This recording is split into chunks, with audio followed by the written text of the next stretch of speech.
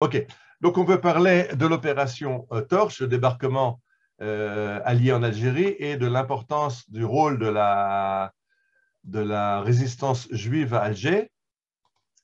Et vous voyez la photo de José Aboulker, qui était le chef de la résistance à Alger. N'ayez pas peur, tout de suite, le carré noir va disparaître. Voilà. Et on se lance dans notre histoire. Alors, il y a un film qui a été tourné sur ce débarquement allié à Alger et sur le rôle de la résistance juive. Le film s'appelle en hébreu L'El Petaim. Il a été tourné pour la première chaîne israélienne, Kan Echad Esrei, sous le nom en français Nuit des dupes par Rami Kimchi. Et Rami Kimchi raconte que quand il a voulu chercher des fonds, des sponsors pour ce film, on lui a demandé, mais de quoi tu vas parler? Il a dit, ben, je parlais du débarquement allié et du rôle de la résistance juive. On lui a dit, ben, il n'y a rien à raconter, c'est pas une histoire. Alors Rami Kimchi demande, qu'est-ce qui serait une histoire? On lui a dit, ben, la révolte du ghetto de Varsovie, ça c'est une histoire. Mais Alger, la résistance juive, bon. Alors, Rami Kimchi, qui a quand même réussi à rassembler des sommes assez minimes et qui veut tourner son film, va à la bibliothèque de Tel Aviv pour lire des livres sur le sujet. Et il trouve l'excellent livre de Gita Amipaz, Amarteret Yehudit B'Alger, dont je me sers moi-même. Et il a la grande surprise de découvrir dans la bibliothèque de près de Tel Aviv qu'il est le premier lecteur qui emprunte ce livre. Personne ne l'a lu. C'est une histoire qui n'intéresse personne, pas en France, pas en Israël. Et on reviendra à la fin de cette conférence pourquoi cette histoire, qui est absolument incroyable, a été entièrement occultée. Alors, pour commencer, il faut revenir un petit peu avant la Shoah. En Algérie, il y a un antisémitisme très virulent. Déjà, les colons algériens sont de droite, extrême droite et antisémites. La France était elle-même antisémite, la France de Drummond, l'affaire Dreyfus. Et en 1934, il y a le pogrom de Constantine, qui va faire plusieurs victimes et qui va faire énormément de dégâts. Et ça se passe encore avant la débâcle, avant que la France ne soit occupée par l'Allemagne. Donc il y a un problème en Algérie. Le problème de l'antisémitisme en Algérie est un problème véritable et ça ne va que s'amplifier avec la débâcle française de 1940. Alors après la débâcle, on s'en rappelle, la France est divisée en deux zones, la zone occupée par l'Allemagne et la zone dite libre, la France de Vichy au sud, et l'Algérie fait partie de la France de Vichy. Alors, je suis guide à Yad Vashem, et souvent, à Yad Vashem, on me dit, oui, mais la Shoah, c'est le problème des Juifs d'Europe de l'Est, des Juifs de l'Europe, ce n'est pas le problème des Juifs d'Afrique du Nord. Et c'est là que j'ai appris quelque chose de très intéressant par mon ami et maître Shlomo Balzan, qui m'a fait remarquer ce tableau que vous trouvez, ces deux tableaux que vous trouvez à Yad Vashem, sous une forme un peu différente. Le tableau de droite qui montre le recensement des communautés juives avant la Shoah, et vous voyez à droite, je l'ai mis en encadré rouge, Tzarfat, en France, il y a avant la Shoah 350 000 juifs. Si on regardait le tableau de gauche, qui est le plan de Wannsee, donc Wannsee, c'est la solution finale, c'est l'anéantissement du judaïsme européen. De nouveau dans l'encadré, vous voyez Frankreich, la France, 165 000 juifs en France occupée et 700 000 juifs dans la France non occupée, la France de Vichy. Alors faites le total, vous arrivez à 865 000. Et la question, c'est comment passe-t-on des 350 000 juifs d'avant la Shoah aux 765 000 juifs du plan de la solution finale de Wannsee. Alors effectivement, il y a eu les réfugiés juifs d'Allemagne, de Pologne, etc., mais ça n'explique pas la grande différence. En fait, les 700 000 juifs de la zone libre, ça comprend les juifs d'Afrique du Nord. C'est-à-dire que là, c'est la preuve que les juifs d'Afrique du Nord sont dans le plan de la solution finale des Allemands. Les Allemands ne vont pas avoir le temps d'appliquer cette solution finale puisque l'Afrique du Nord va être libérée beaucoup plus tôt. Et c'est ce qu'on essaie de comprendre dans cette conférence. Alors, même chose, si vous allez à la vallée des communautés à Yad Vashem, vous verrez que vous avez dans la vallée des communautés, toutes les communautés qui ont été touchées par la Shoah. Vous voyez les communautés à gauche de Libye et à droite de Tunisie. Et effectivement, il manque les communautés d'Algérie et du Maroc parce qu'elles ont été touchées par la Shoah. Les Juifs ont été, on va tout de suite voir la situation des Juifs au Maroc et en Algérie, mais la solution finale n'a pas été appliquée dans ces deux pays. Il y a eu des camps de concentration, il y a eu des spoliations, il y a eu un tas de problèmes, mais la solution finale commence à s'appliquer en Afrique du Nord quand le Maroc et l'Algérie sont déjà libérés dans le cadre du débarquement dont on veut parler ce soir. Alors, déjà en octobre 1940, vous voyez l'écho d'Alger, le décret Crémieux est abrogé. C'est-à-dire que les Juifs français, les Juifs d'Algérie, qui étaient citoyens français de par le décret Crémieux, du jour au lendemain se retrouvent israélites indigènes. Donc ils sont au même rang que les populations locales arabes, ils sont indigènes, ils sont déchus de la nationalité française. Ils vont être exclus des écoles, de la fonction publique, de l'armée. Il y aura le statut des Juifs qui est appliqué en Afrique du Nord, et surtout le décret Marchandeau qui est abrogé, le décret Marchandeau qui interdisait les discriminations raciales dans la presse est annulé, et donc la presse peut s'en donner à cœur joie pour taper sur les Juifs en Algérie, et ça va amener une agitation antisémite, et comme je l'écris là, les vitrines des magasins juifs sont détruites dans la nuit du 11 au 12 septembre 1940. Il y a une agitation antisémite, et les Juifs ne sont plus protégés par la loi, ils sont déchus. Et certains disent que les brassards juifs, les étoiles jaunes ont été préparés à Alger. Ils n'ont pas eu le temps de distribuer les étoiles jaunes à Alger, mais le plan était de distribuer les étoiles jaunes également en Algérie. Voici une lettre envoyée d'une école. La directrice de l'école maternelle avise M. Gonenzel que son fils Georges, atteint par l'application de la loi du numerus clausus scolaire, est rayé des contrôles de l'école à partir du 24 décembre 1941. Donc les Juifs sont chassés, j'ai dit, des écoles, de la fonction publique, de l'armée. Il y a une discrimination raciale et la situation des Juifs en Algérie n'est pas bonne. Elle n'est pas bonne parce que les Juifs ne sont plus français, ne sont plus protégés par la loi.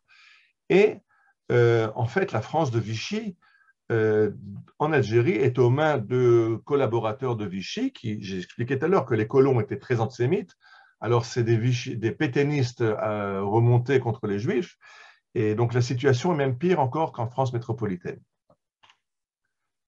Dans ce contexte, se créent des organisations de résistance. Alors à Oran, Roger Carcassonne, qui sera après sous la guerre de Leduc, crée, démobilisé à Oran, il crée une première résistance juive dont le but est surtout de protéger les Juifs des actes antisémites. Le premier problème, c'est ça, c'est de protéger les Juifs des actes antisémites. Il a essayé de rejoindre l'Angleterre, c'est un peu compliqué à partir de l'Algérie. À partir du Maroc, c'est plus facile. Le Maroc a une côte sur l'Atlantique, donc il n'y aura pas cette résistance juive qu'on va trouver en Algérie au Maroc, pour la raison que les Juifs marocains qui veulent faire de la résistance, une grande partie vont réussir à s'enfuir et rejoindre la France de Gaulle à Londres. C'est plus difficile pour les Juifs algériens, et c'est pour ça que moins de Juifs vont partir vers l'Angleterre, mais ils vont s'organiser pour créer une résistance juive en Algérie. Alors, Roger Carcassonne, lui, est actif à Oran. Son cousin José Aboulker, étudiant en médecine, fait la même chose à Alger. Finalement, les cousins vont se rencontrer et vont nouer des liens, mais chacun de son côté. Il n'y a pas de commandement unifié de la résistance en Algérie. Et aussi pour des raisons de secret, moins on est dans le secret, chacun gère ses cellules, ça minimise les dangers en cas d'arrestation. À Alger, en parallèle au groupe créé par José Aboulker, se crée un deuxième groupe de résistance qui va s'appeler le groupe Géogra. Géogra, c'est une façon de contourner le problème. On va créer une salle de sport. Les Juifs d'Alger vont monter une salle de sport. Ils vont engager un sportif catholique qui n'est pas du tout au courant de ce qui se passe dans sa salle de sport. Lui, il donne des cours de sport aux jeunes Juifs, mais en fait, c'est l'endroit où se forge la résistance, où se met en place la résistance juive à Alger, une résistance qui veut être semi-militaire et aider à des coups de main contre les Allemands. Donc, pas seulement la résistance pour protéger les Juifs des actes antisémites, mais une résistance plus militaire. Il y aura des contacts qui sont pris avec des militaires français anti-nazis. Attention, ils ne sont pas tous gaullistes, ils sont loin de là. Certains sont pétainistes, mais ils sont patriotes français et détestent les Allemands. Donc, ils veulent faire un coup de force pour chasser les Allemands d'Afrique du Nord. Alors, dans cette salle Géobra, on voit les initiatives qui ont remis à Émile Atlan, Charles Bouchara, Jean Gozlan, André Temim, Maurice et Paul Sebaoun. Excusez-moi si je passe certains noms sous silence. J'ai pris ceux qui apparaissent le plus dans les textes. Il y a bien sûr encore d'autres qui sont très actifs. Vous voyez, encore dans le cadre du groupe Géogras, pardon, vous verrez le professeur Henri Aboulker, qui est un médecin blessé ancien combattant de la Première Guerre mondiale, ses enfants José Colette, Bernard Constantine, on les reverra après, Raphaël et Stéphane Bouquet.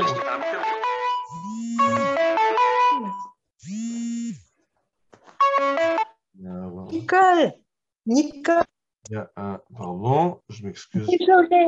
Je te rappellerai. Non, non, j'ai une conférence sur le. Je te rappellerai. D'accord? Je m'excuse. Où est-ce que je bloque les micros? Je te rappellerai.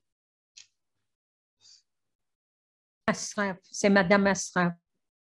Je m'excuse de ce contretemps. J'ai bloqué les micros et je ne permets plus de les débloquer. OK. Donc, on reprend. Là, c'est la journée des petits problèmes aujourd'hui. Okay. Donc, dans ce groupe de résistants, j'ai donné une partie des noms les plus importants. Il y en a d'autres, bien sûr. Je m'excuse de ne pas faire justice à tout le monde. En parallèle à ces résistants juifs, il y a aussi les résistants français, ce qu'on va connaître sous le groupe des 5 ou le comité des 5. Vous voyez les noms, Jacques Lemaigre du Breuil, Jean Rigaud, Jacques Tarbé de Saint-Ardouin, le colonel Alphonse Van Hecke et Henri d'Astier de la Bergerie. La plupart sont pétainistes, donc ils ne sont pas du tout pour De Gaulle, ils sont antisémites, mais ils veulent libérer la France du joug des Allemands. Et les intérêts se rencontrent. Donc, les Juifs et les pétainistes antisémites se rejoignent dans le but commun de chasser les Allemands. Dans leur accord, il est marqué que le but est de chasser les Allemands.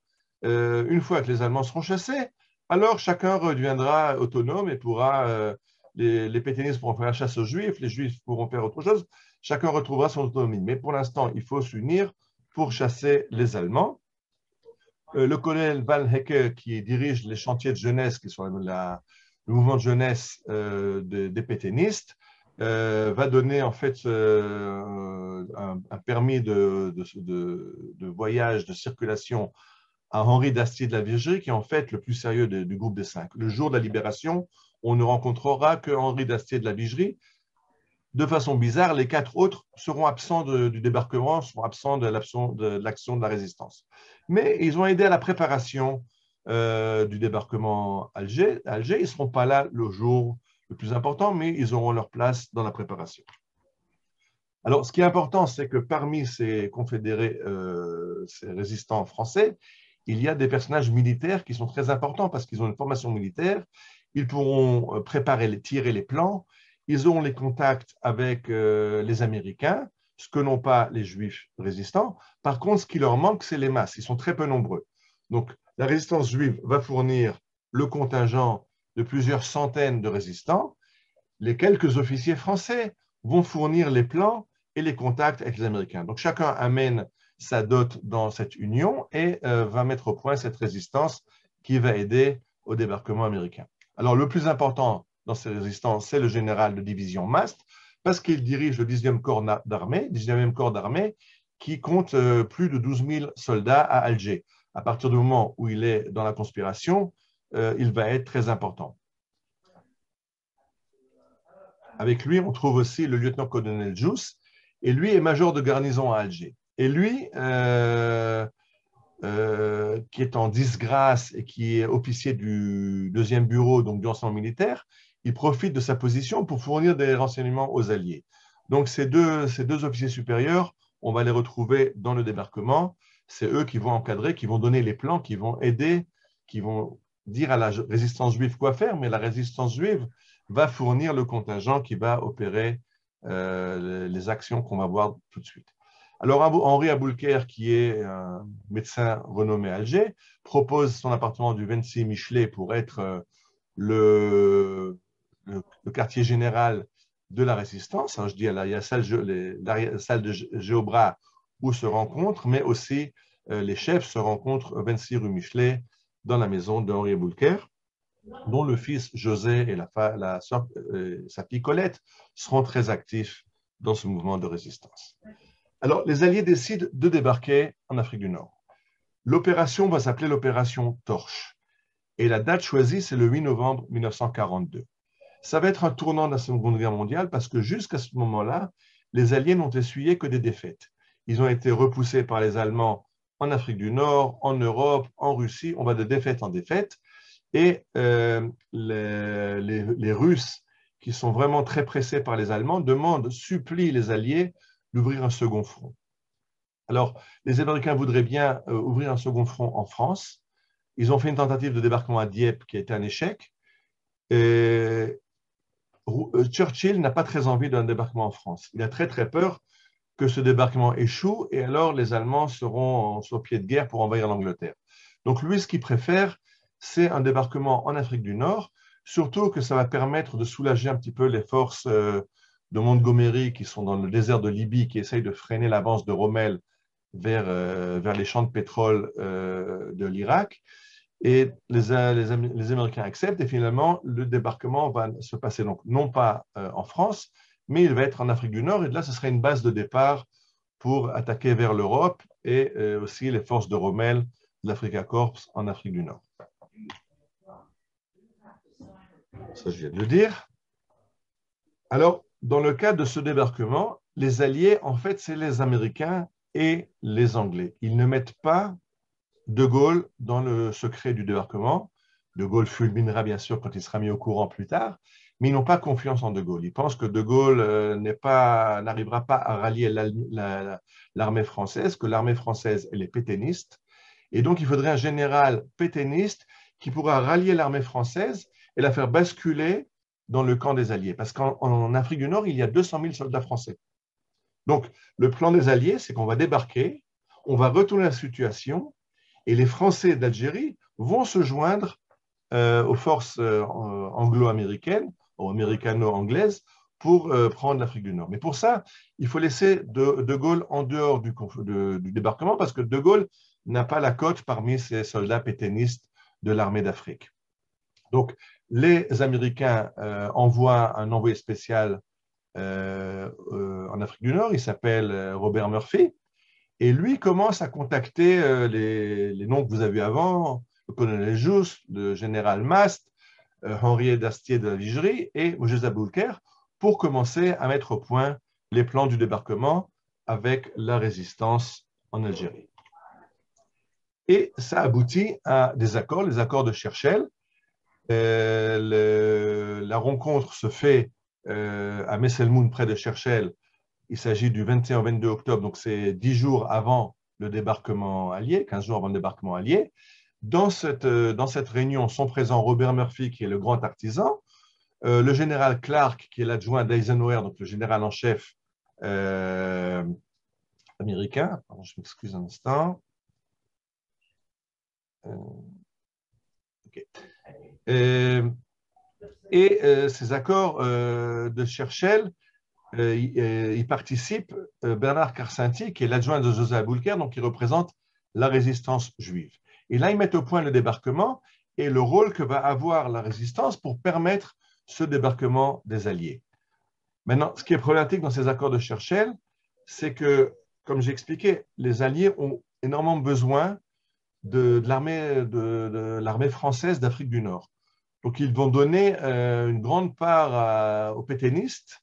Et on va voir après, ça va avoir des influences très grandes sur le sort des Juifs en Algérie. Alors, ce qui se passe, c'est qu'il y a un Arabe du coin qui dit il se passe quelque chose ici, et il y a des mouvements suspects, il y a beaucoup de monde.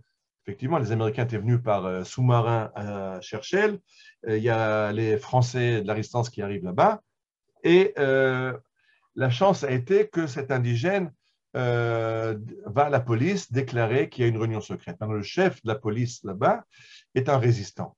Donc, il va dégonfler les pneus des deux motos qui sont là-bas, pas loin de Cherchell.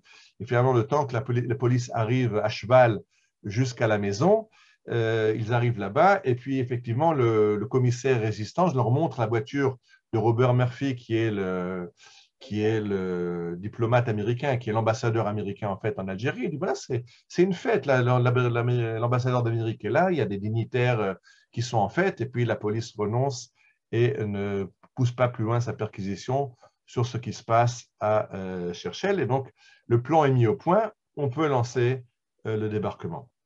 Ce que les Alliés, ce que la résistance ne sait pas, c'est qu'en fait, les bateaux américains sont déjà en mer. L'armada qui va débarquer à Alger est déjà partie des côtes américaines et maintenant il s'agit de préparer leur débarquement.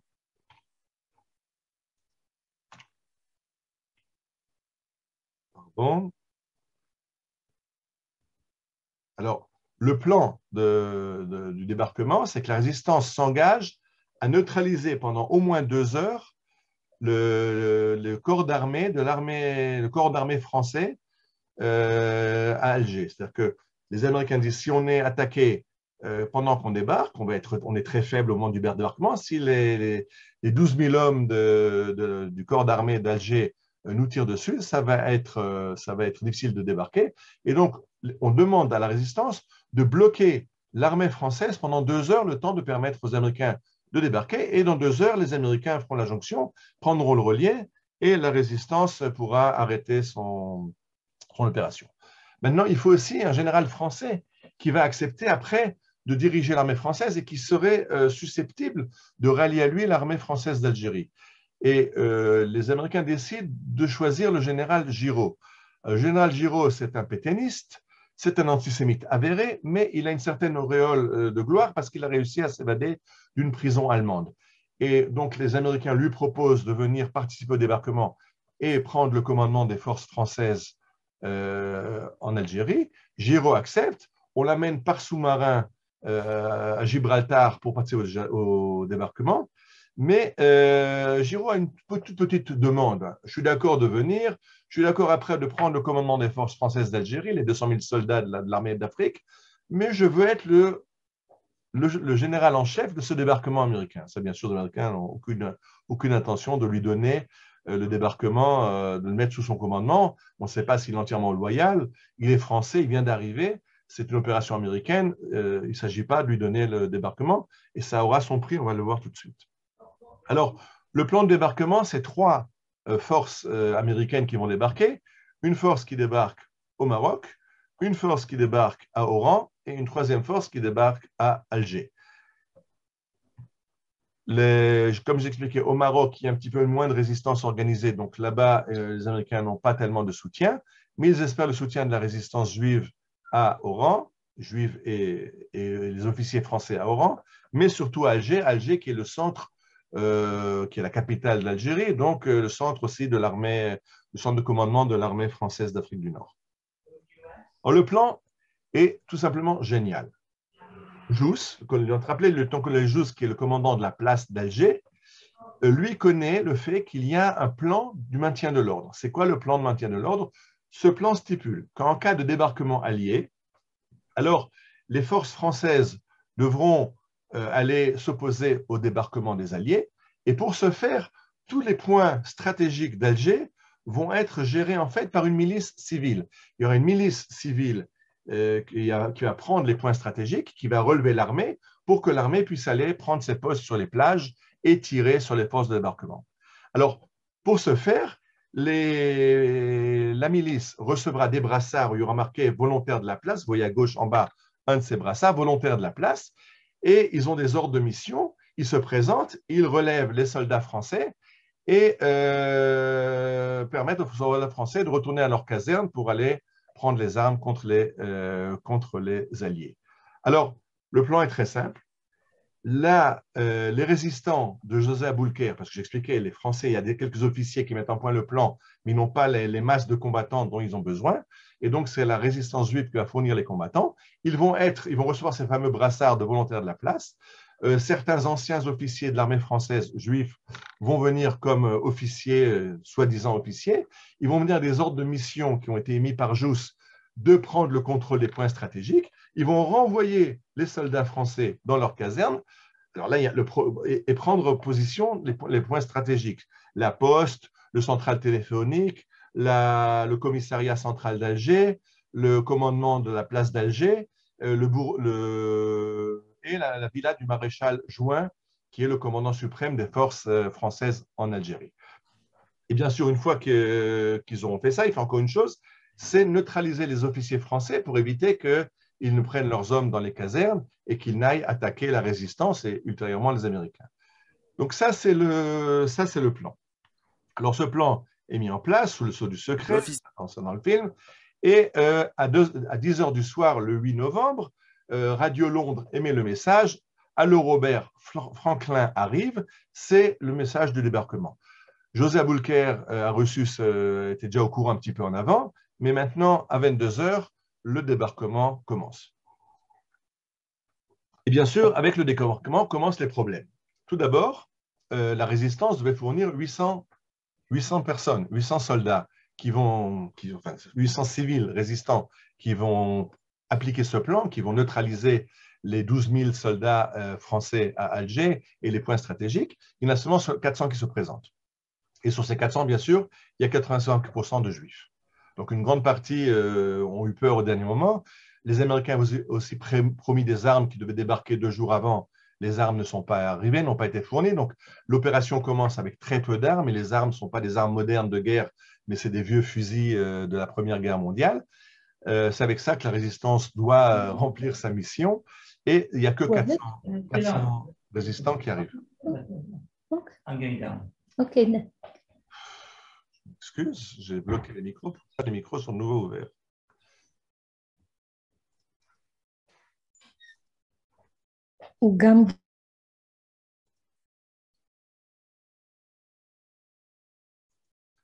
Okay. Ah, c'est les nouveaux participants qui se sont joints. Vous venez en retard et vous nous foutez la pagaille. Bien. Alors, on est revenu. Il y a donc que la moitié des effectifs qui se présentent, et surtout le commandant Anthem, qui devait être le commandant français, qui devait prendre le commandement de la rébellion. Lui, il annonce qu'il est malade et il ne vient pas au débarquement. José Aboulker, qui reçoit le message que Anthem s'est désisté, mais dit on n'a pas le choix, il est trop tard, on a commencé, on continue. Alors, les chefs de groupe vont chercher les camions qui vont servir à transporter les 400 résistants vers leur point de chute, là où ils doivent prendre leurs objectifs et les plages où ils doivent aider au débarquement. Et même dans la villa, au 26 rue Michelet, qui est le commandement de José Aboulker, arrive le commissaire de police d'Alger, qui est un pétainiste notoire, qui est un antisémite encore plus notoire. Qu'est-ce qui se passe ici? Alors, on l'arrête, on l'assomme. On lui demande qu'est-ce qu'il vient faire. Il dit, il est venu, il a eu des dénonciations qu'il y a des juifs qui ourdissent un complot. On dit, il y a des juifs qui ourdissent un complot et tu viens seul pour nous arrêter? Parce qu'il vient avec son pistolet, vous êtes tous en état d'arrestation. Effectivement, José Aboulker dira, j'ai compris plus tard ce qui s'est passé. C'est que pour un antisémite du gabarit du commissaire de la police, des juifs, ça ne peut être que des gens lâches, des gens qui ont peur. Donc, un policier, ça suffira à arrêter tout le monde. Enfin, finalement, ce qui va se passer, c'est le contraire. C'est le commissaire qui est assommé, qui est ligoté. Et comme dit, on ne peut plus reculer, il faut continuer dans les plans et aider le débarquement allié. Alors, l'opération suit son cours. Vous voyez ici l'ordre de mission, les ordres de mission donnés par le colonel Jousse. Vous le voyez à droite, Germain Jousse, en dessous le brassard de volontaire de la place. Et vous voyez que chaque groupe de résistants présente cet ordre de mission. Alger, le 7 novembre, commandement de la 19e région militaire, division territoriale d'Alger, ordre de mission. En application des dispositions du plan de protection de la flotte de la place d'Alger, le groupe de volontaires assurera la garde de la ville d'Olivier, résidence du général commandant en chef des forces de l'armée française d'Afrique du Nord. Il relèvera le poste de garde dont le personnel rejoindra immédiatement son corps. C'est ce que j'ai dit, c'est le plan. On arrive devant les soldats français, rejoignez votre caserne et nous on prend place à votre place. Et c'est comme ça que les résistants chassent les soldats de tous les points importants stratégiques à Alger, prennent la place et renvoient les soldats dans leur caserne. Maintenant, ce qui se passe, c'est que les officiers dans les casernes voient qu'il se passe quelque chose. Il y a apparemment un débarquement qui va se passer, puisque le plan était appliqué, que les volontaires de la place les ont remplacés, que leurs soldats rentrent dans les dans les casernes. Donc, il faut qu'ils prennent leurs ordres. Maintenant, ce que la résistance a fait, c'est qu'elle a coupé le central téléphonique. Il n'y a plus de communication téléphonique possible. Donc, que font les officiers français? Ils vont dans les commissariats où il y a peut-être encore là-bas des téléphones ou des radios pour demander ce qui se passe. Mais les commissariats ont été pris par la résistance. Donc, quand les officiers supérieurs se pointent dans les commissariats pour essayer de comprendre ce qui se passe, ils sont arrêtés. Et donc, l'armée a été parquée dans les casernes, mais n'a plus d'officiers pour leur donner des ordres, puisque les officiers sont bouclés par la résistance. Et c'est comme ça que 12 000 hommes de la garnison d'Alger sont bloqués par les 400 résistants avec des vieux fusils Lebel de la Première Guerre mondiale. Ça avait marché. En quelques minutes, ils étaient tous arrêtés. Ils étaient fous de rage. Leurs collaborateurs venaient aux renseignements dans les commissariats et nous les coffrions les uns après les autres. C'était très amusant. Ça, c'est le témoignage de José Aboulker. Je ne sais pas si sur le moment même, il a tellement rigolé, parce qu'il y a quand même une certaine crainte que c'est quand même 12 000 soldats armés qui peuvent facilement arrêter ou massacrer les 400 résistants de José Aboulker, surtout qu'ils ont des vieux fusils, mais ce n'est pas seulement qu'ils ont des fusils, ils ne savent même pas s'en servir, ils n'ont jamais eu d'entraînement. Et ils le racontent, ils ont des armes, mais aucun n'a une idée comment mettre une arme dans la culasse et comment armer son fusil. Alors, le grand coup de poker a été qu'ils ont voulu arrêter le maréchal Juin. Le maréchal Juin qui commande toutes les forces françaises en Afrique du Nord.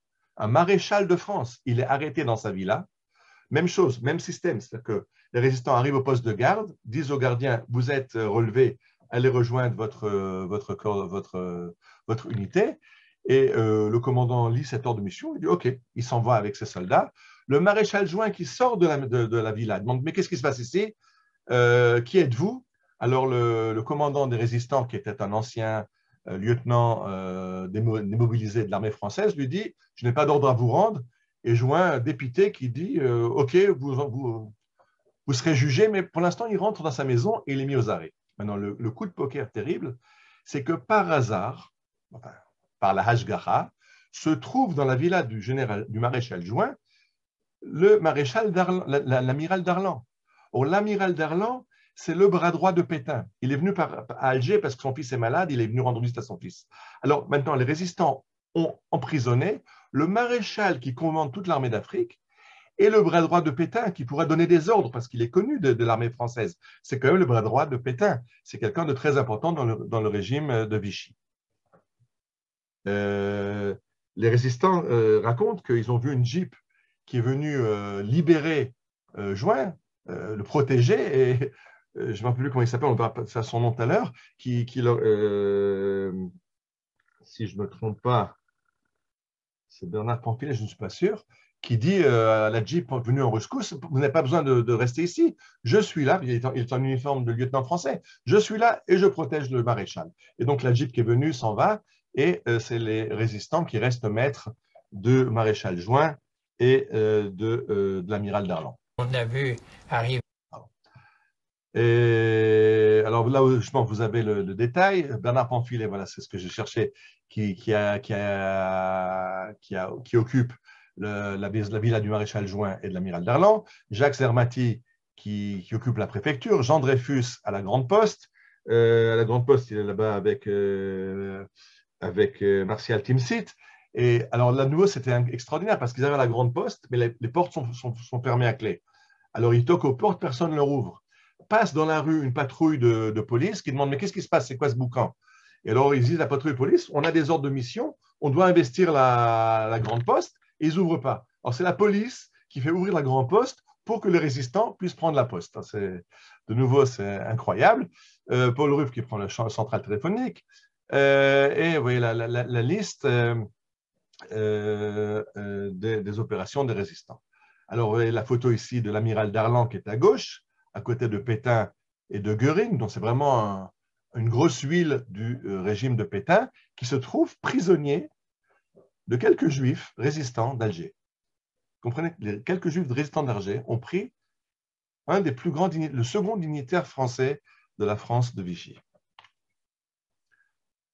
La grande chance qu'ont eu les résistants, c'est que dans leur camp, il y a aussi André Achiari. André Achiari est un policier important de la police d'Alger. Lui, il est résistant.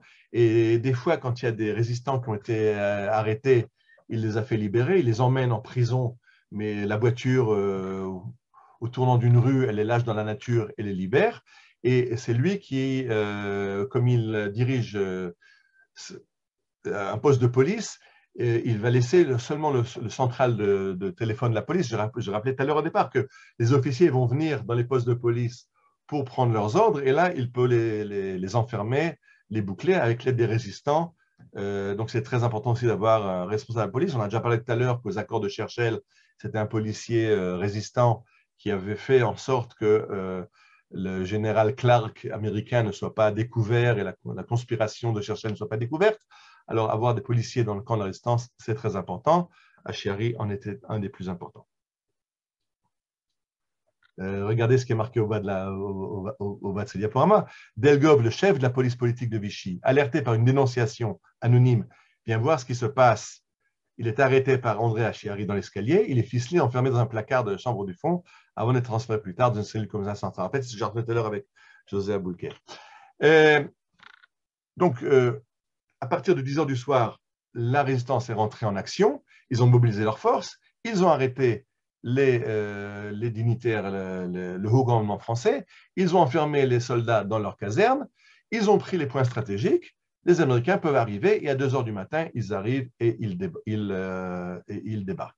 Alors, ils débarquent sans coup férir. Il n'y aura pas eu de victimes américaines puisqu'il n'y a pas de Français, de soldats français pour leur tirer dessus.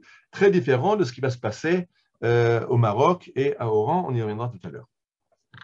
Le problème est que notre ami, le général Giraud, quand il comprend qu'il ne va pas être le commandant en chef du débarquement, il dit « Ah, si c'est comme ça, je ne viens pas ».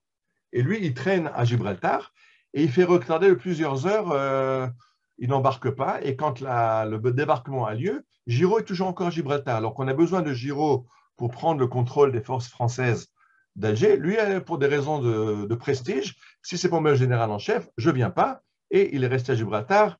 Et Eisenhower a dû parlementer avec lui, et ça met en retard tout le processus du débarquement et du retournement de l'armée française d'Afrique du Nord. Le débarquement lui-même se passe très mal. Les Américains ont débarqué alors qu'on leur dit de ne pas débarquer là sur la plage où ils ont débarqué. Il y a de très fortes vagues, et sur 108 barges de débarquement, il y en a 88 qui font naufrage, 98. Donc en fait, sur les 10 000 soldats que les Américains voulaient débarquer à Alger, il n'y en a que 2 000. Alors imaginez, la force française compte 12 000 soldats, les Américains débarquent avec 2 000 soldats. Mais heureusement pour eux, comme l'armée française elle est bouclée dans ses casernes, personne ne tire dessus, et beaucoup débarquent à la nage parce que leurs barges se renversent et ils arrivent sur le rivage en barbotant. Et c'est grâce à la résistance qu'ils vont arriver, je dis, ça aurait pu être une catastrophe quand leurs barges font naufrage et que les soldats arrivent à la nage. Imaginez ce qui s'était passé si l'armée française avait tiré sur le débarquement. Maintenant, les Américains ont fait une très grosse erreur parce que les résistants sont sur la plage avec les lampes torches pour les guider. Ils débarquent là où ils voient les résistants. La première erreur qu'ont fait les Américains, c'est que, je vous rappelle qu'ils ont laissé les Français en dehors du coup, parce que les gaullistes, c'est la bête noire pour les pétainistes qui sont en Algérie. Or, comme ils veulent rallier l'armée d'Algérie, ils ont laissé De Gaulle en dehors du coup. Ils ont préféré prendre Giraud, qui est pétainiste. Même les Anglais, ils ne les ont pas fait débarquer parce que les Français, l'armée française déteste les Anglais. Je rappelle que l'armée française s'est battue contre les Anglais en Syrie. Vous rappelez Moshe Dayan qui a perdu son œil, il était soldat de l'armée anglaise qui s'est battu contre l'armée française en Syrie. Mais surtout, Churchill a fait tirer sur la flotte française à Mers el-Kébir et il y a eu plus de 2000, il y a presque 2000 soldats français qui ont perdu la vie tués par des Anglais à Mers el-Kébir. Donc les Français, l'armée française en a une dent contre les Anglais. Donc en fait, c'est les Américains qui débarquent. Même les soldats anglais qui débarquent, ils ont un écusson américain sur leur uniforme pour faire croire que ce sont des Américains. Alors, ce débarquement, c'est américain et anglais, il n'y a pas de Français. Et quel est le problème? Le problème, c'est que quand ils arrivent sur la plage, ils sont accueillis par la résistance française, la résistance juive française. Ils ne savent pas l'anglais. Les Anglais ne savent pas le français. Donc, déjà au départ, il y a un problème de langue et de communication entre les résistants et les forces de débarquement. Le deuxième problème, c'est que le général Raeder, qui dirige la force de débarquement, n'est pas sûr. On lui a dit que la résistance a neutralisé l'armée française, mais il n'en est pas certain. Donc, au lieu de foncer et de relever les résistants comme ce qui était prévu, que 3 heures, les résistants doivent tenir le coup de 3 heures et seront relevés par l'armée française, l'armée américaine. Les Américains prennent leur temps, ils avancent lentement, précautionneusement, ils avancent par les faubourgs et ça va leur prendre des heures. Je me suis trompé, ça ne va pas leur prendre 17 heures, ils vont arriver à 17 heures, alors qu'ils auraient dû arriver et relever la résistance à 7 heures du matin. Donc, ça va être pas mal d'heures plus tard et la résistance, c'est une poignée de jeunes juifs inexpérimentés, sous-armés, qui tiennent en respect l'armée française. Mais l'armée française, elle se ressaisit, elle comprend qu'il y a un débarquement. Elle entend les canons qui tonnent et elle va commencer à attaquer. Et il n'y a personne, les Américains ne sont pas encore là et la résistance doit se débrouiller toute seule contre l'armée française. Alors, vous voyez ce qui se passe. Le commandant d'Orange fait appel à la garde mobile et la garde mobile fonce sur la villa des Oliviers et libère Darlan et Juin. Donc, on avait fait prisonnier les plus hauts dignitaires du régime Vichy, le général en chef, mais ils sont libérés par la garde mobile. Dans différents endroits, l'armée française reprend les points stratégiques. Par exemple, à la préfecture, je ne sais plus si c'est la préfecture ou la poste, dans la préfecture, on avait arrêté le préfet, arrive une force de garde mobile qui demande aux Juifs de parlementer. Le lieutenant Jean Dreyfus sort parlementer avec les gardes mobiles. Il comprend très vite que les gardes mobiles n'ont aucune intention de parlementer. Ils veulent la reddition complète des résistants. Jean Dreyfus rentre dans la préfecture et quand il tourne le dos à la garde mobile, il lui tire dans le dos et il l'abat. Ce sera un des 2 résistants qui vont mourir ce jour-là. Et la préfecture somme les résistants de se rendre. Ils appellent José Aboulker, puisqu'ils ont le central téléphonique auquel se trouve José Aboulker. Et José Aboulker arrive, commence à parlementer. Finalement, ils discutent et ils arrivent à un accord que les résistants quitteront la préfecture à 11 heures du matin et libéreront le préfet. OK. En attendant, les résistants se rendent compte qu'en plus du problème que le général Dreider, au lieu de foncer vers Alger, progresse lentement à travers les faubourgs, ils se rendent compte que le général Giraud n'est pas là. Il n'est pas venu à cause des questions de prestige. Or, ils ont besoin de lui pour s'adresser à l'armée française, pour enjoindre à l'armée française d'arrêter la guerre contre les Alliés. Alors, que fait Raphaël Aboulker?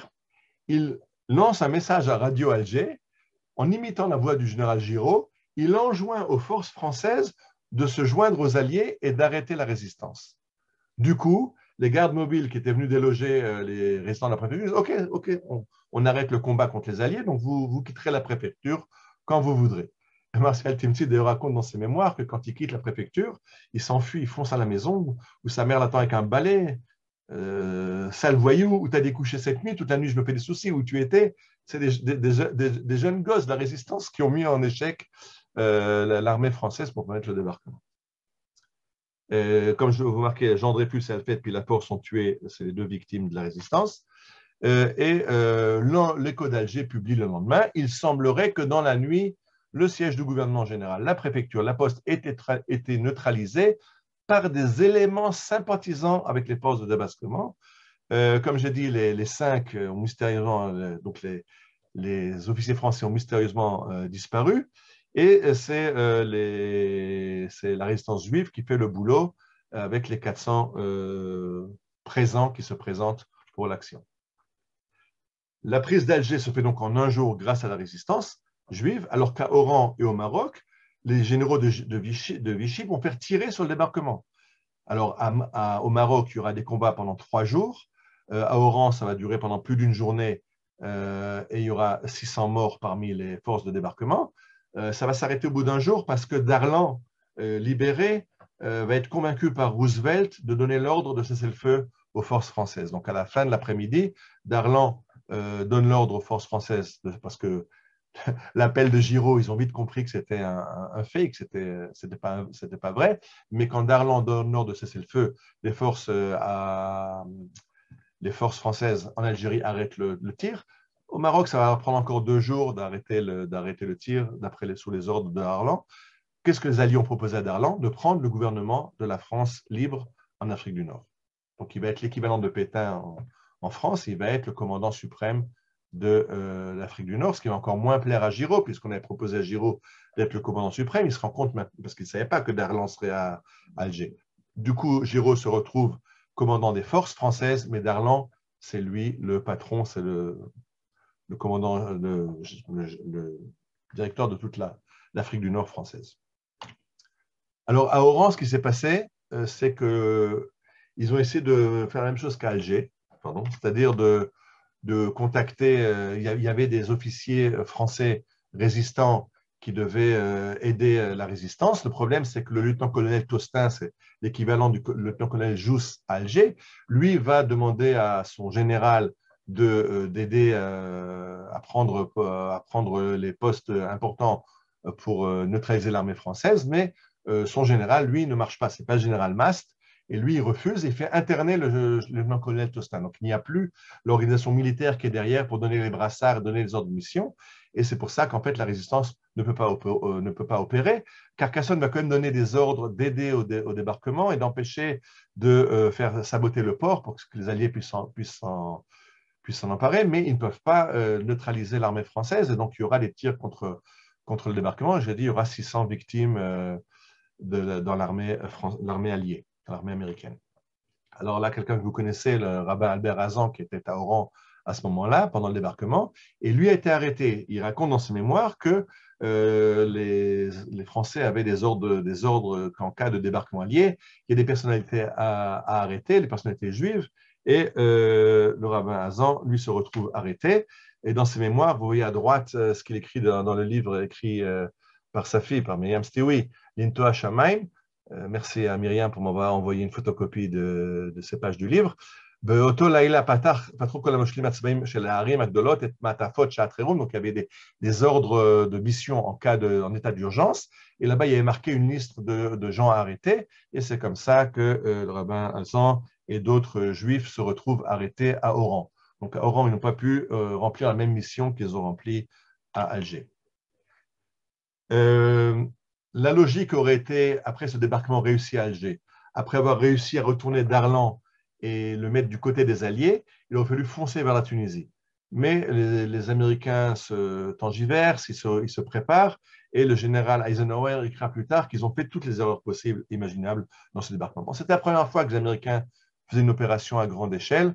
Ils ont fait énormément d'erreurs. Ils auraient pu rapidement prendre la Tunisie, le temps qu'ils se réveillent. La Tunisie avait été déjà, les aéroports avaient été livrés par l'armée française à l'Allemagne. Les Allemands vont amener des renforts et après, il y aura une campagne de Tunisie qui coûtera très cher. Parce que les forces françaises d'Algérie se rendent à l'armée américaine, mais pas les forces françaises en Tunisie qui livrent les points stratégiques aux Allemands. Bien, alors on aurait pu croire que tout est formidable. Les Alliés ont débarqué, avec l'aide en plus de la résistance juive. Donc, pour les Juifs, le cauchemar est terminé. Malheureusement, il est loin d'être terminé, puisque les Américains ont nommé comme patron de l'Afrique l'amiral Darlan et comme général en chef le maréchal Giraud, donc des pétainistes et des antisémites notoires. Et donc, après la date, le 22 octobre 1943, donc, je me suis trompé là, c'est 22 novembre. Donc, c'est une quinzaine de jours après le débarquement. Le comité français de la libération nationale a décidé de maintenir en vigueur le décret Crémieux. Donc, les Juifs qui avaient été spoliés de leur nationalité française sont toujours encore indigènes juifs d'Algérie, ne sont toujours pas citoyens. Maintenant, c'est pire, parce que non seulement ils ne sont pas citoyens, mais ils ont été résistants. Ils sont gaullistes. Eux, ils espéraient faire venir De Gaulle, ils n'espéraient pas faire venir Giraud. Donc, une partie de ces résistants juifs qui ont aidé au débarquement vont être arrêtés par la police française et par l'armée française. Vous voyez ce qui est marqué là. À droite, d'abord la photo, vous voyez Darlan avec Eisenhower. En bas, vous voyez Darlan et Giraud avec Eisenhower. Et regardez ce que j'ai marqué à gauche. Jusqu'au débarquement Vichy, l'Algérie, et c'est Vichy sous contrôle nazi. Et après le débarquement, c'est Vichy sous contrôle allié. Mais ça reste Vichy, c'est les vichycistes qui sont au pouvoir. Et les décrets anti-juifs sont toujours encore en vigueur. Il y a des soldats français qui sont condamnés pour désertion parce qu'ils ont aidé le débarquement.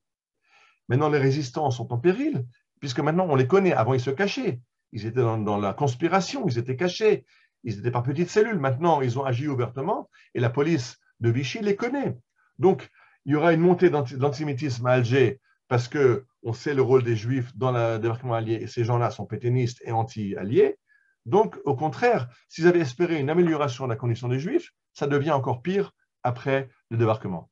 Et lorsqu'il y a encore le pire du pire, c'est que des résistants qui ont été arrêtés par la police sont mis dans des camps, et qui c'est qui les garde? Des légionnaires, la Légion étrangère. Maintenant, comme la France, les Alliés, avec la France de Pétain, ralliée aux Alliés, va attaquer la Tunisie, on ne demande pas aux légionnaires d'origine allemande de se battre contre les Allemands. Alors, qu'est-ce qu'on fait des légionnaires, la Légion étrangère, les Allemands, qui ne vont pas se battre en Tunisie? Ben, c'est eux qui gardent les Juifs, les résistants juifs arrêtés. Vous comprenez? Les résistants juifs qui ont aidé au débarquement sont gardés par des légionnaires français d'origine allemande. Donc, ce n'est pas évident pour les juifs, les résistants juifs. Et Murphy, qui était donc l'ambassadeur allemand, le délégué en fait d'Eisenhower, de Roosevelt en Afrique du Nord, justifie ces mesures contre les Juifs dans le fait que les Américains ont besoin du soutien de la France, ils ont besoin de l'aide de l'armée française d'Afrique du Nord. Je rappelle que les Américains sont 100 000, il y a 200 000 soldats français armés, bien armés, avec 500 avions de combat en Afrique du Nord, et donc ils préfèrent jouer la carte Vichy, Vichy rallié aux Alliés, et tant pis pour les pauvres Juifs qui ont aidé au débarquement. Les pauvres idiots ont fait leur boulot, maintenant on n'a plus besoin d'eux. Vous voyez cette réunion avec Roosevelt, Churchill, à gauche Giraud et De Gaulle, De Gaulle qui ne décolère pas de ne pas avoir été mis dans le secret. Mais ce qui va se passer, c'est que quelques semaines plus tard, Darlan est assassiné par des opposants. Ce n'est pas un juif qui a assassiné Darlan, mais ce n'est pas important. La police va arrêter des conspirateurs anti-Darlan. Qui c'est qui est anti-Darlan? Les juifs, bien sûr, donc ils vont arrêter des juifs. Donc, les Américains et les Anglais sont très contents que Darlan ait été assassiné parce que vraiment, c'est un personnage problématique. C'est le bras droit de Pétain. Ils préfèrent ne pas avoir Darlan dans les pieds, mais l'avoir directement Giraud. Donc, les Américains et les Anglais sont très contents, mais il faut quand même donner le change. Et donc, ils arrêtent les conspirateurs qui ont arrêté, qui ont tué Darlan. Alors, qui sont les conspirateurs qui sont arrêtés? J'ai photographié le livre là, de Gita Amipas, et elle raconte qu'il y a parmi ces gens arrêtés, il y a des juifs. Et qui c'est qui arrête ces juifs? C'est Rigaud, comment s'appelle Rigaud, je ne sais pas son nom de famille, qui faisait partie du comité des 5. Donc, ce n'est pas Achiari, parce que le commissaire de police Achiari lui-même est un résistant. Donc, ce n'est pas la police qui peut arrêter des résistants. Donc, c'est la garde mobile. Et qui c'est qui dirige la garde mobile?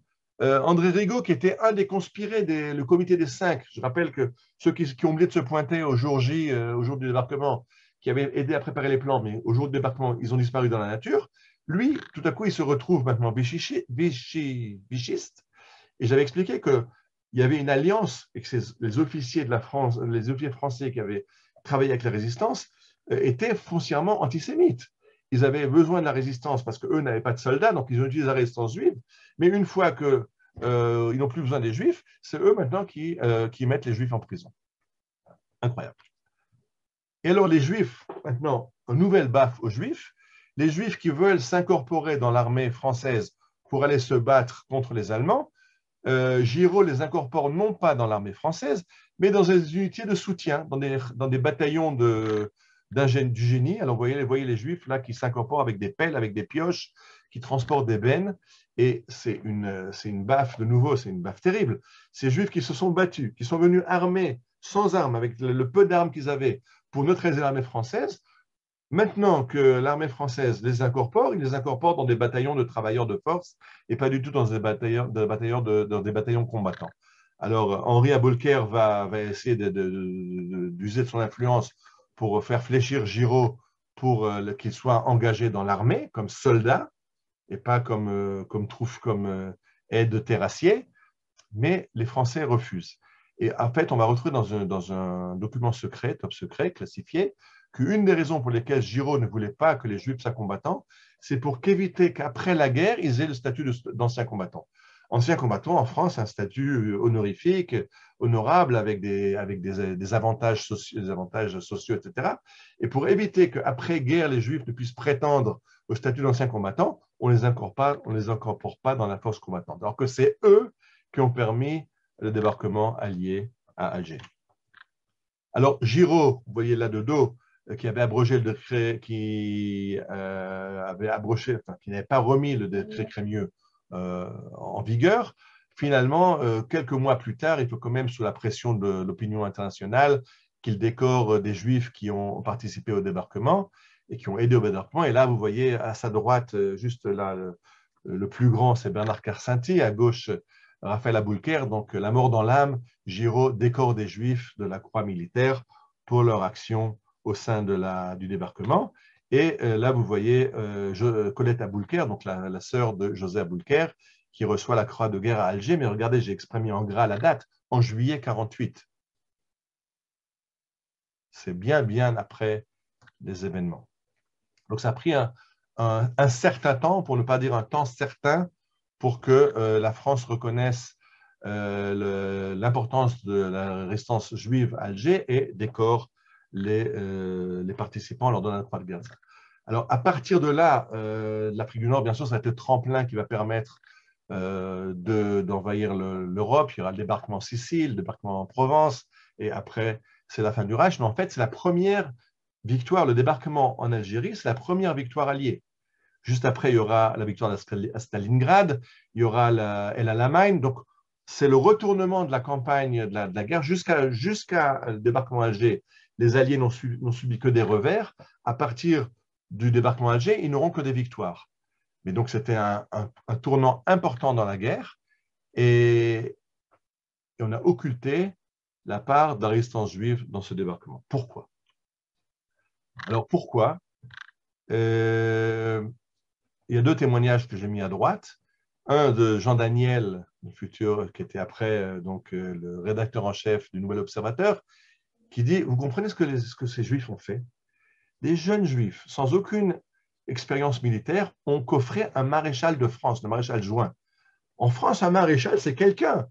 On ne peut pas pardonner à des Juifs d'avoir emprisonné un maréchal français. Donc, c'était impardonnable. Et Ilan Baranès, lui, écrit on aime bien les héros morts. À Varsovie, Mordechai Nilevitch, ils sont tous morts dans la révolte. On aime bien des héros morts. Des héros vivants qui continuent leur vie après la guerre, ça parle moins. Donc, le fait que cette résistance, à part Jean Dreyfus et puis Lafort, ont été tués en action, ces résistants, il n'y a pratiquement pas eu de mort, ni dans les forces de débarquement, ni parmi la résistance. Et on n'aime pas tellement des résistants vivants, des héros vivants, mais surtout, je pense que Jean Daniel a raison. C'était une humiliation pour la France, le fait que 400 Juifs non équipés, non entraînés aient coffré le 19e corps d'armée français en Algérie et coffré un maréchal de France. Ça, c'est quelque chose que la France ne peut pas pardonner à ces Juifs, et c'est pour ça qu'on n'a pas voulu raconter cette histoire en France. Les Américains, ça ne les intéressait pas, et eux voulaient raconter comment les Américains ont sauvé l'Europe. Alors dire qu'ils ont sauvé l'Europe grâce à une poignée de Juifs, ça ne les intéressait pas non plus. Et les Juifs ont du problème parce qu'on parlait que de la Pologne et des révoltés de Sobibor et des révoltés de Varsovie, donc on a complètement oublié les résistants juifs d'Afrique du Nord. Alors on va regarder un petit extrait du film La Nuit des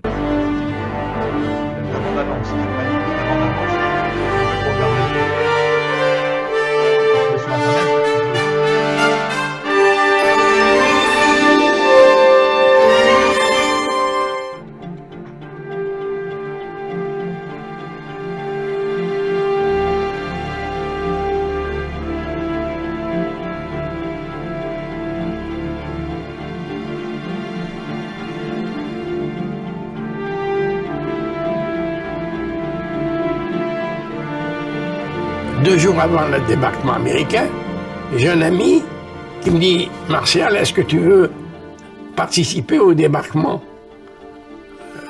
avec nous ?» J'ai dit « Oui, d'accord ».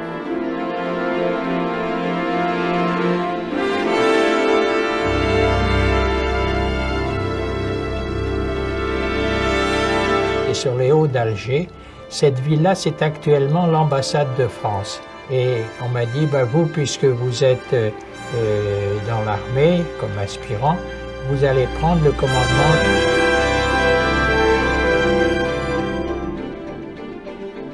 J'ai reçu l'ordre de mission d'occuper la préfecture.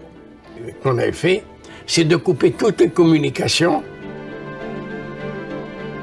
On ne pouvait plus téléphoner, on était isolés. On a ouvert des portes, tout s'ouvrait. J'ai ouvert une porte, j'ai mis la lumière, c'était la chambre du préfet.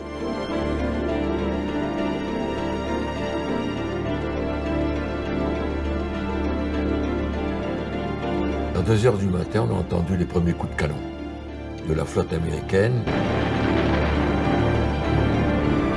Quand je me suis tourné vers le préfet, je lui ai dit, écoutez, vous voulez savoir qui j'étais, ce que je faisais? Eh bien, monsieur le préfet, je veux l'honneur de vous le dire, les Américains débarquent.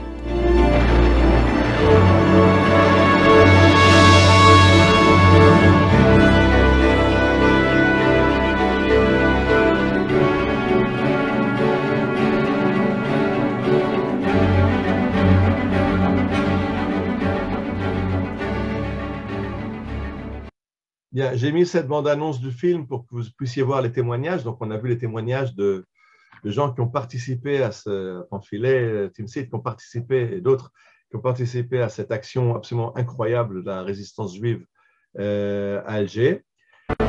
Pardon. Je ne pouvais pas ouvrir le micro parce que chaque fois, ça m'a interrompu le diaporama. J'ai dû 2 fois interrompre. Le docteur Youssef Charbit m'avait demandé d'intervenir. Je n'ai pas pu ouvrir le micro. Maintenant, on va ouvrir le micro. Donc, s'il est parmi nous et qu'il veut ajouter, je vous conseille d'ailleurs ces livres sur les Juifs d'Algérie. C'est vraiment, ce sont les livres à lire aussi pour comprendre que ce judaïsme d'Algérie. Donc, il y a actuellement un salon du livre français à Jérusalem où le docteur Charbit se trouve là-bas et je vous enjoins, je vous recommande. Vous avez aussi en dessous le téléphone et le mail. Et le livre dont je me suis servi, donc le livre de Gita Amilpaz Zilber, qui est aussi en français, moi je l'ai en hébreu. Et cette photo qu'on a par laquelle j'ai ouvert cette conférence, cette photo de José Aboulker, José Aboulker a pris cette photo le jour avant le débarquement. Et il a écrit, il a dit à sa sœur, je me prends en photo, si je ne survis pas au débarquement, au moins il vous restera une photo de moi. Donc il faut comprendre la bravoure de ces jeunes parce que ce n'était pas du tout évident qu'ils allaient réussir dans leur mission, ce n'était pas évident qu'ils allaient survivre à cette action insensée. Mais grâce à ce dévouement, ils ont permis une des